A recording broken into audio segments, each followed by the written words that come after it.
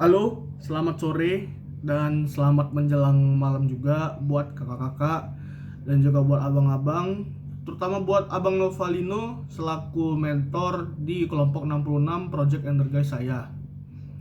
Dan juga buat teman-teman dan siapapun juga yang menonton video Project Energize saya ini. Sebelum saya memulai video Project Energize saya akan memperkenalkan diri saya terlebih dahulu. Perkenalkan, nama saya Felix Ewaldo Pangabean, biasa dipanggil Felix. Saya berasal dari kelompok 66 Project Energize dan juga saya berasal dari S1 Teknik Informatika Fakultas Telematika Energi FTEN 2023. NIM saya 2023 31084. Saya berasal dari Palembang yang berada di Provinsi Sumatera Selatan.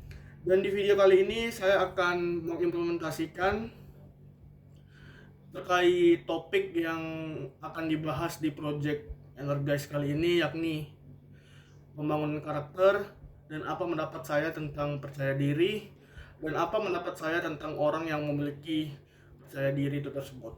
Sekian dan terima kasih, selamat menonton dan mohon maaf juga apabila ada kesalahan kata-kata ataupun kalimat. Nah, di section pertama ini kita akan membahas terlebih dahulu tentang apa itu pembangunan karakter.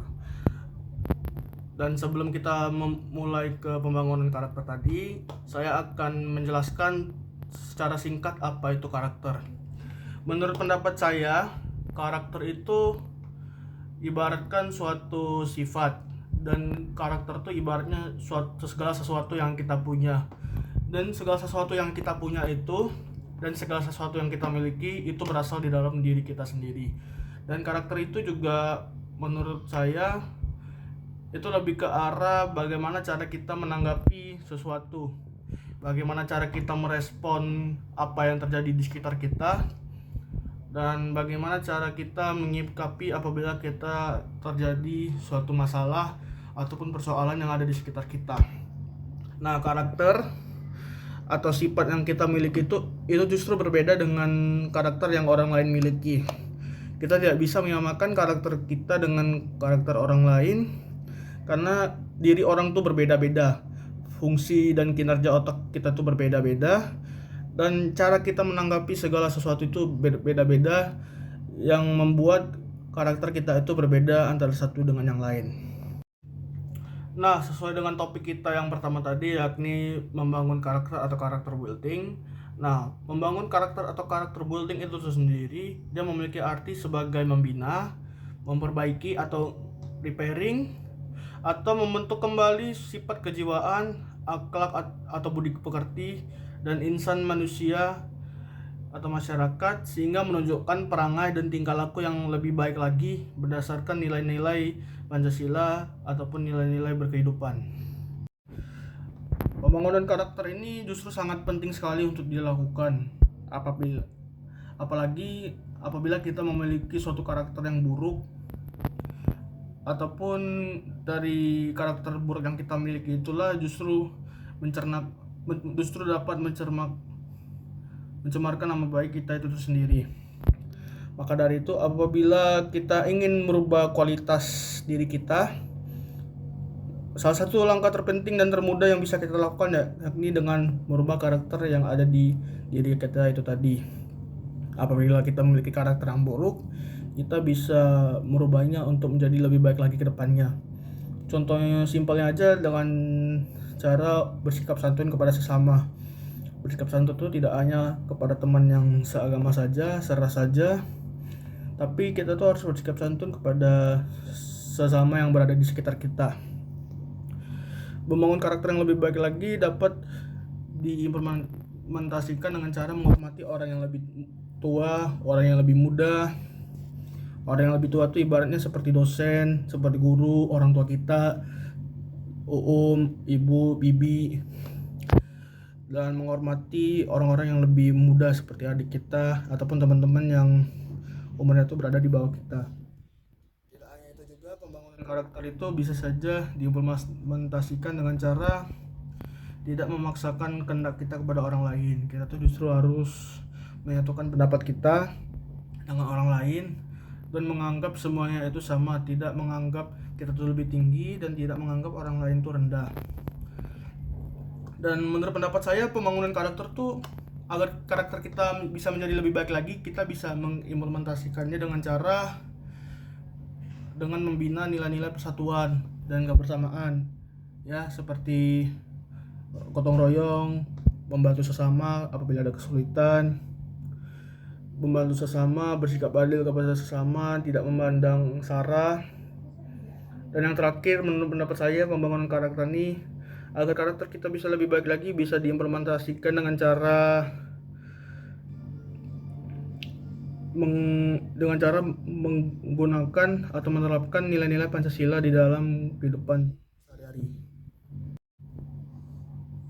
Nah, itu tadi adalah penjelasan tentang pengembangan karakter dan karakter menurut pendapat dan pengalaman sehari-hari saya. Nah, yang terakhir saya akan membahas tentang percaya diri dan apa sih pendapat saya itu terhadap orang yang memiliki percaya diri itu tadi. Oke, sebelumnya saya akan membahas terlebih dahulu tentang percaya diri ya.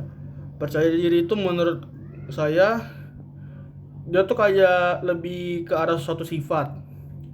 Ya, suatu sifat yang saya rasa semua orang tuh pasti punya.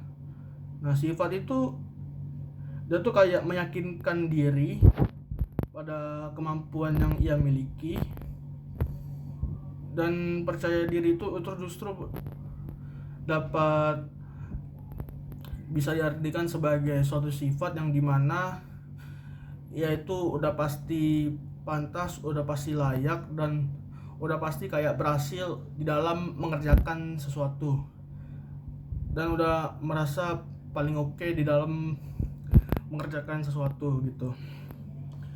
Nah, menurut pendapat saya, percaya diri ini alangkah baiknya untuk tidak dilakukan terlalu berlebihan ya, karena justru dapat membuat diri kita tuh menjadi kayak lebih sombong gitu, atau udah kayak membuat kita tuh udah pasti merasa paling tinggi, udah merasa paling jago, udah merasa paling benar gitu. Dan apabila kita berlebihan sekali dalam percaya diri ini, itu justru dapat merendahkan orang lain. Padahal kita tuh belum tahu pasti ya kemampuan orang lain tuh seperti gimana. Akan tetapi percaya diri ini itu justru dapat sekali kita baik sekali untuk dilakukan apabila dalam menghadapi sesuatu, seperti apabila kita mengerjakan suatu ulangan. Nah, apabila kita misalnya nih mau menghadapi suatu ulangan, alangkah baiknya kita untuk tidak merendahkan diri kita terlebih dahulu. Lebih baik kita percayakan dulu kepada diri kita agar dapat menghadapi kondisi seperti ulangan itu tadi. Nah, percaya diri ini itu biasanya terjadi menurut saya di suatu kompetisi gitu, ibaratnya kayak kompetisi olimpiade gitu ya, olimpiade matematika misalnya. Nah, kita nih kayak merasa udah jago sekali matematika, dan kita nih udah pasti merasa pasti menang di kompetisi olimpiade matematika itu tadi. Padahal sebenarnya kita tuh belum tahu pasti level olimpiade matematika itu seperti apa. Bisa saja lebih susah atau bisa saja tidak sesuai dengan ekspektasi kita gitu.